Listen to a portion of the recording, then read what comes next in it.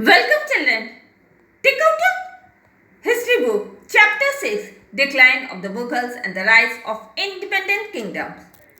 The 18th century was a significant period in Indian history as the map and landscape of India underwent major changes. 18th century, what was it? It was a very important period in the Indian history because the maps and the landscape of India, they went through many changes. The most powerful empire of medieval India, the Mughal Empire established in the mid-16th century, was the beginning to show signs of decay. The most powerful empire, that was the medieval India. The Mughal Empire, it was established during the mid-16th century. It was the beginning of the empire when it started to decay. Factors that led to the decline of the Mughal Empire. Now, what are the factors that led to the decline of the Mughal Empire? Many factors were responsible for the decline and collapse of the Mughal. Now, many factors, it was responsible for the decline and even the collapse of the Mughal Empire. The foremost reasons were ineffective governance and the absence of a strong central authority. Now, foremost reason, that means the main reasons, it was to ineffective government and the absence of the strong central authority. Court intrigues and power struggles during the reign of Aurangzeb's successor also affected the stability of the Mughal. Now, court intrigues and even the power struggle during the time of Aurangzeb's successor, it was even affected for the stability of the Mughal Empire. War of Succession. A war of succession broke out between Aurangzeb's three sons after his death. Now, after Aurangzeb's death, a war of succession started between the three sons of Aurangzeb. Among them, Bahadur Shah I, also known as Shah Alam I, ascended the throne. Among the three sons, Bahadur Shah I, he was also known as Shah Alam I, he came to the throne in 1707 AD. Soon after his death, another war of succession started between his four sons. Now, after the death of Shah Alam I, another war of succession started between Shah Alam I's four sons. Here, Jahandar Shah emerged victorious chiefly with the help of Zulfikar Khan, a powerful noble. Now, in this war, Jahandar Khan, he became victorious with the help of Zulfikar Khan, who was a powerful noble. Every time a ruler died, a war of succession broke out, causing great political turmoil. Now, whenever any ruler used to die, a war of succession used to break out, causing political turmoil. This war because the law of primogeniture was not followed by the Mughal. Now, why it used to happen? Because the law of primogeniture, it was not followed by the Mughals. Didn't follow the law of primogeniture. Incest succession. Aurangzeb ruled over the vast empire in iron grip. Now, Aurangzeb, he used to rule over a very vast empire with an iron grip. The rulers of the Aurangzeb, known as the later Mughals. Now, who were called the later Mughals? The rulers who ruled after Aurangzeb, they were called the later Mughals. They did not have the administrative skill nor the acumen that Aurangzeb and his predecessors did. Now, the later Mughals, they did not have the administrative skills nor they have the acumen as Aurangzeb had and his predecessors had. Most of them turned to be the pleasure-seeking, weak and ineffective rulers. And most of these later Mughals, they were weak and inefficient rulers. They were pleasure-seeking people.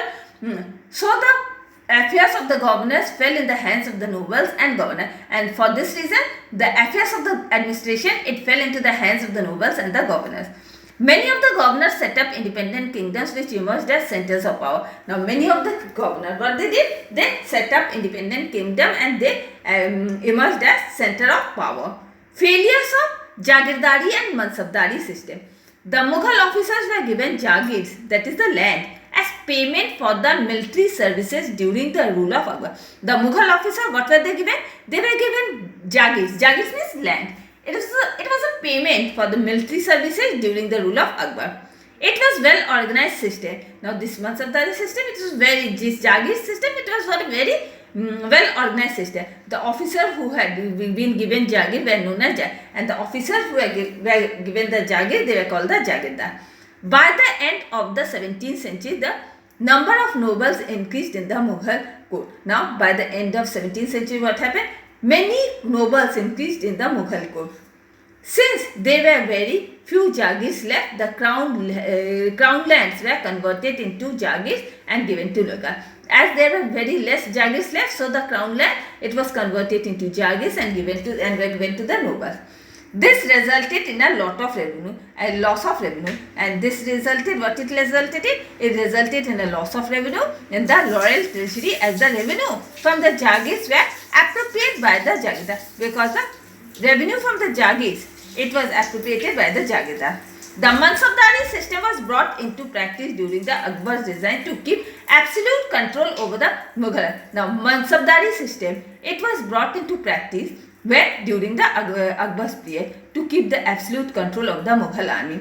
The Mansabdars were officers who maintained fixed number of troops for the emperor. Mansabdars, who were Mansabdar? They were the officers. They used to maintain fixed number of troops for the emperor. This helped the emperor maintain his army efficiently, and this is to help the emperor to maintain the army very efficiently. The system became weak towards the end of the 17th century.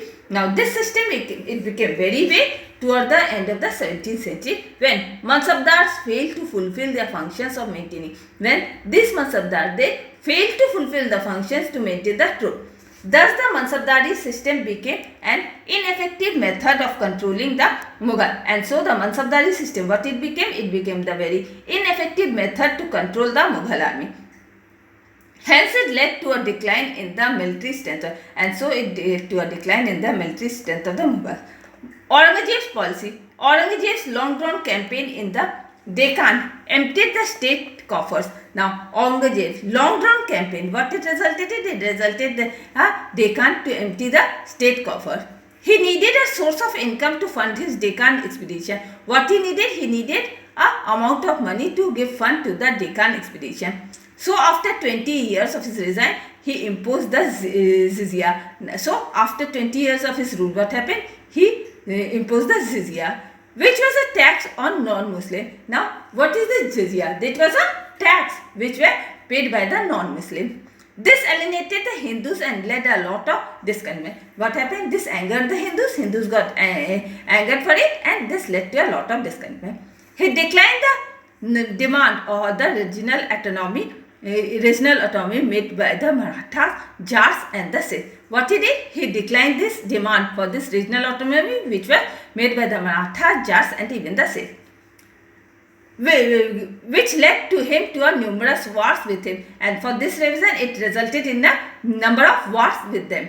It had a negative impact on the army and the stability of the Mughal Empire. Even what it had a number of army and the impact. It had a negative impact on the army and even the stability on the Mughal Empire, as he could not hardly concentrate on the administrative needs, because he couldn't concentrate on the administrative needs of the empire. It even destroyed trade in the Deccan, even destroyed the business in the south. The Rajput chiefs were military assistants were of great importance to the Mughals ever since the days of Akbar. Now Rajput chiefs, who were they? They were the Rajput chiefs and even their military assistants. Who were they? They are of great importance to the Mughals even since during the days of the Akbar. Aurangzeb's aggression towards the Rajputs led to loss of Rajput support and negligence. Now Aurangzeb's aggression towards this Rajput, what it led to? It led to loss of Rajput support and even the allegiances. Now agrarian and economic crisis. In the 18th century, with the decline of Mughal authority and increasing pressure of the Jagir, the agricultural economy began to face a crisis. Now 18th century, what happened? The Mughal authority declined and there was increased pressure of the Jagir, and for this reason what happened? Agricultural economy, they had to face crisis. Since the noble Jagirs were transferred recurrently, they had no interest in following any long-term policy for agricultural development. Now, as this noble Jagirs were transferred frequently, so they took no interest in following the long-term policy for the development of agriculture. taxation rates kept rising and the burden of the peasantry increased. Now, as taxation increased, burden of the taxation rate started increasing and the burden of the peasantry also increased. As a reaction to this exploitation, the peasant refused to pay the revenue. Now, as a result, what happened? Result of this exploitation, what happened? Peasants, they refused to pay any taxes. They had no option but to protest and let the many peasants revolt. They had no other option, but what they could do, they could only protest, and this led to many peasantry revolts. And now take out your history book. Take out a diary. Now take out your diary. Right? Chapter 6, Decline of the Mughals and Rise of Independent Kingdom. 2 pages, explain, homework, revise it. And with this, I am ending my today's class.